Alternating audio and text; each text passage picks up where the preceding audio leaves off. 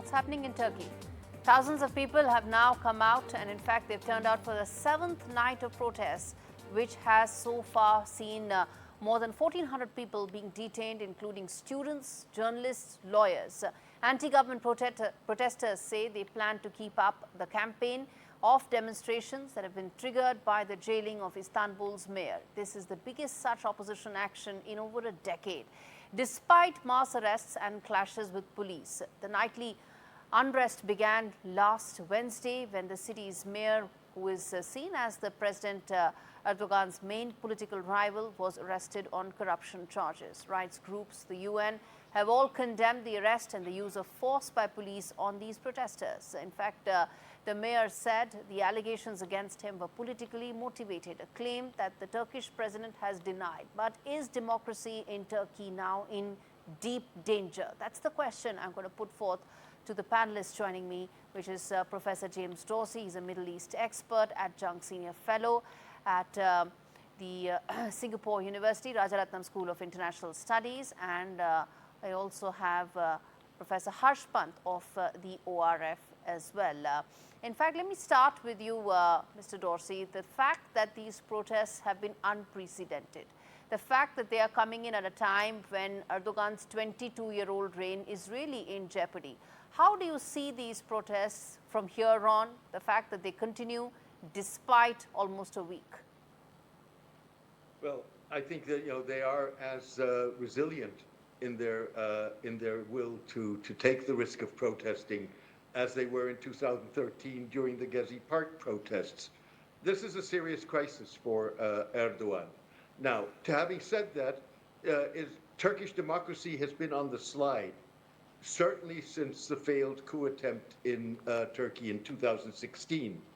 And what we're seeing now is a serious response to that slide in democracy at a moment at which Erdogan is uncertain about his political future and is trying to shape it with the arrest and charging of Ekrem Imamoglu, the mayor of Istanbul. Indeed. Professor Pant, you want to comment on the fact that when it comes to giving lectures, Turkey is probably the first one giving lectures to the world over when it comes to democracy, freedom of speech and expression and so on and so forth. But look at what is happening in its own house. Indeed, I think Erdogan is now facing one of the most serious crises he has faced in recent times, although one must admit that he retains control over most levers of power in Turkey, and he has shown incredible resilience himself in ensuring that all kinds of movements peter out and that the opposition to him is sidelined. But I think in the Istanbul mayor who's being now targeted, he has now a formidable adversary and a challenger who is actually challenging the very foundations of what he stands for. And at a time when Turkish economy is not doing very well, there are huge, there's a serious problem. So, the slide towards authoritarianism, the lack of basic freedoms, and the challenge to the basic norms of democracy that we have seen in Turkey, they continue to resonate in more ways than one. And I do think that is the biggest challenge for Erdogan and his approach both to domestic affairs and foreign policy. Indeed. And Mr. Dorsey, one may think that some of these protests that are coming in and these protesters, they're actually speaking up against President Erdogan's last 10 years, where he's really, as Professor Pant said, really moved towards authoritarianism. All voices of dissent have been cracked down. He's really ensured that his hold on power is almost complete. And that's a huge transition for Turkey, given what it was just about a decade back. Are these people protesting against Erdogan's rule more than anything else? Well, first of all, this is a process that has been going on since 2011 and really started with a battle over between an Erdogan ally at the time, a preacher who ultimately went into exile in the United States and has died in recent years, but nonetheless was a preacher who had enormous influence within the Turkish bureaucracy.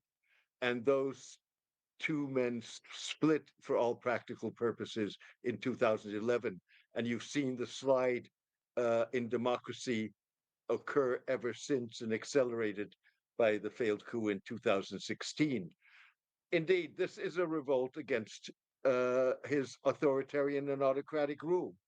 And I think, as my colleague said, it is true that Erdogan holds all the levers of power, but this is probably the greatest challenge to his rule, alongside the failed coup and the 2013 protests. Pant, how do you see these protests in terms of moving on from here? Do you see them probably having the full circle, where some of the other countries in that region have seen, for want of a better word, revolutions, which came from these protests and similar protests? Do you envisage a similar road for Turkey as well? You're on mute. Yeah, sorry. It's difficult to say, Gaurie, because we know that in the past there have been several attempts, there have been several protests, there have been several movements in Turkey, and as Professor Dorsey was suggesting, it has been a constant flow of disaffection with Erdogan, and we saw how he manipulated the last elections. So in a sense, his ability to manipulate, his ability to centralize power and to use that power against a wider democratic mandate and movement has been quite unprecedented. But I do think that what these, the resilience of these protests, that we have had so many people behind bars, so much, and he has publicly stated his position that he looks this as a very serious public challenge. Despite those statements and despite the actions of the state machinery, the people of Turkey, Istanbul, they keep on protesting, they keep on turning out in huge numbers, Yes. and the resilience that they have shown perhaps tells you that the disaffection is growing, and that you should be careful about. Indeed. And as we wrap this up, gentlemen, I'm just going to put out one of the slogans that has been really popular with the placards in the protests is, "If we burn, you'll burn with us." Of course, that's a message to Erdogan and his regime, which is really facing immense pressure right now from these protesters. Thank you so much, gentlemen, for joining me today on India Global.